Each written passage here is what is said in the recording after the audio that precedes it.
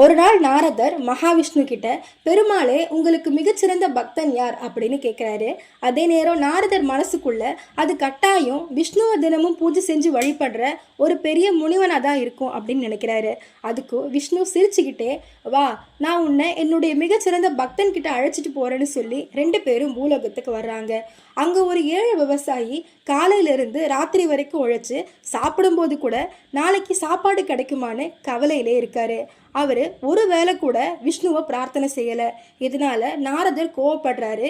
இவனா உங்களுடைய சிறந்த பக்தன், உங்களை ஒரு முறை கூட நினைக்கலையே இவன் அப்படின்னு சொல்லி நாரதர் விஷ்ணு கிட்ட கேட்குறாரு.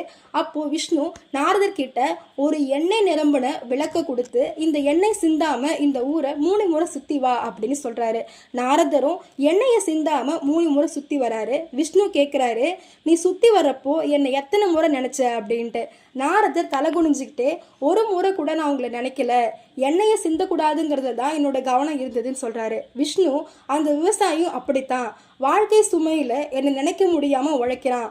ஆனா அவன் மனசுல பொய் இல்லை, அகந்தை இல்லை, மனசுல கெட்ட எண்ணங்கள் இல்லை, அதுதான் உண்மையான பக்தி அப்படின்னு சொல்றாரு.